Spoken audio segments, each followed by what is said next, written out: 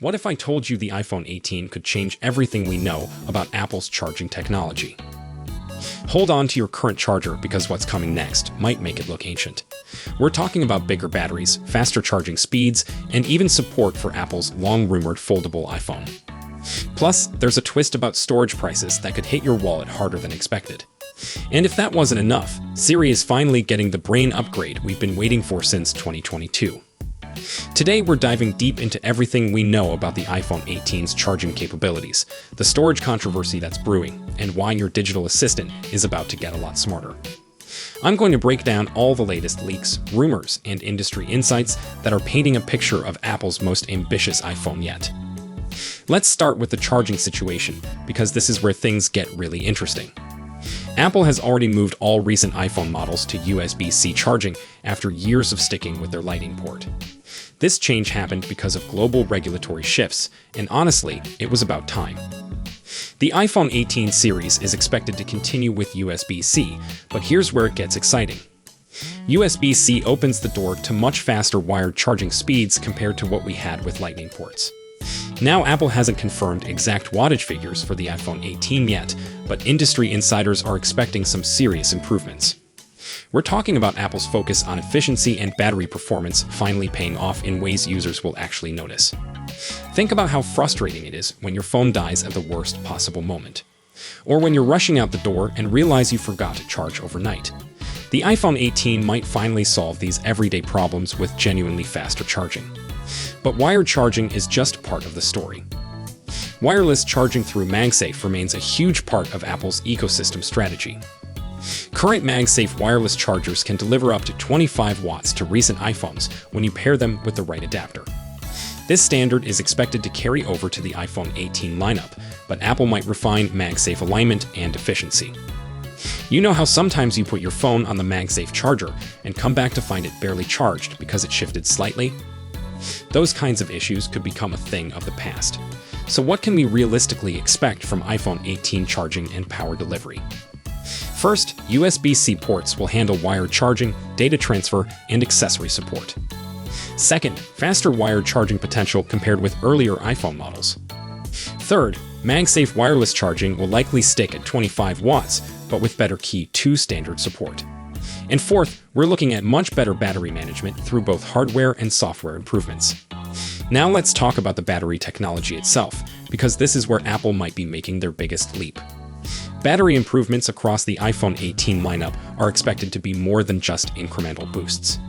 The Pro Max version of the iPhone 17 had a battery around 4823 to 5088 mAh, depending on the specific configuration. Apple typically increases capacity slightly or fine-tunes efficiency with each new generation. But here's where the leaks get really interesting. Industry sources are pointing to new silicon carbon cell types that can hold significantly more energy without making the phone any thicker. This is huge because one of Apple's biggest design constraints has always been keeping iPhones thin and lightweight.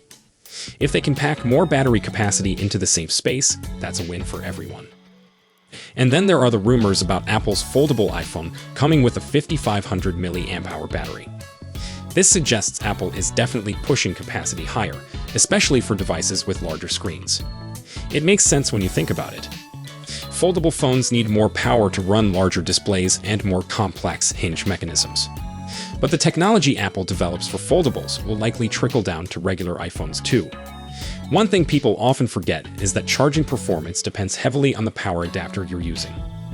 For peak wired speeds, Apple currently recommends a 30-watt or higher USB-C adapter for optimal MagSafe charging and USB-C performance. So even if the iPhone 18 supports faster charging, you might need to upgrade your power brick to take advantage of it. Based on everything we're seeing, iPhone 18 models will build on existing charging technology rather than completely reinventing it. USB-C and improved MagSafe standards should make everyday charging much smoother and more reliable. The incremental battery improvements promise longer usage time between charges. We'll get exact numbers for charging rates and battery sizes as launch details become clearer later this year. But there's another story brewing around the iPhone 18 that could affect your wallet in unexpected ways. One of the biggest questions facing Apple right now is how the current RAM crisis will affect iPhone 18 pricing. The iPhone is Apple's most important product, and Tim Cook has some tough decisions to make. Does Apple absorb the rising cost of memory to keep iPhone prices stable? Or does the company bet that iPhones are such an essential part of people's lives that they can raise prices without losing customers? There's potentially a third option that's much more sneaky. Apple could raise the cost of the iPhone 18 Pro lineup without making it obvious by moving the goalposts. Here's what I mean. In 2025, Apple decided not to offer a 128GB iPhone 17 Pro base storage option. Anyone wanting the Pro model at the lowest price had to choose the 256GB iPhone 17 Pro and pay an extra $100. That's actually a pretty clever business move when you think about it. The memory chips that provide iPhone storage are soldered directly to the logic board. These chips cost Apple much less than the price increase they pass on to customers. So they can increase prices, save money on manufacturing, and offer the benefit of more storage. Of course, it's really just a forced upgrade that increases revenue per phone without adding any actual new features. Analyst Craig Moffett from MoffettNathanson thinks Apple could repeat this same strategy with the iPhone 18 Pro. They could drive up prices by increasing base storage requirements again. But I don't think that's Apple's actual plan, and here's why. If Apple used storage as a way to raise prices this year, the starting configuration would probably need to be 512 gigs. That would likely mean adding a 2TB option to regular iPhone 18 Pro models and reducing options for Pro Max customers. Analyst Ming-Chi Kuo, who has a solid track record predicting Apple's moves, doesn't think the company will raise prices this September. According to Kuo, Apple will absorb the higher costs and use the market chaos to actually bring in more customers. Looking at Apple's history supports this theory. The last time Apple removed a storage option was back in 2021 when they got rid of 64GB space storage. Before that, it was 2017 with the iPhone X when Apple removed 32GB as the lowest storage option. If this video helped you understand what's coming with the iPhone 18, hit that like button and subscribe for more Apple news and rumors. And ring the notification bell so you don't miss any updates as we get closer to the official announcement. Thanks for watching, and I'll see you in the next one.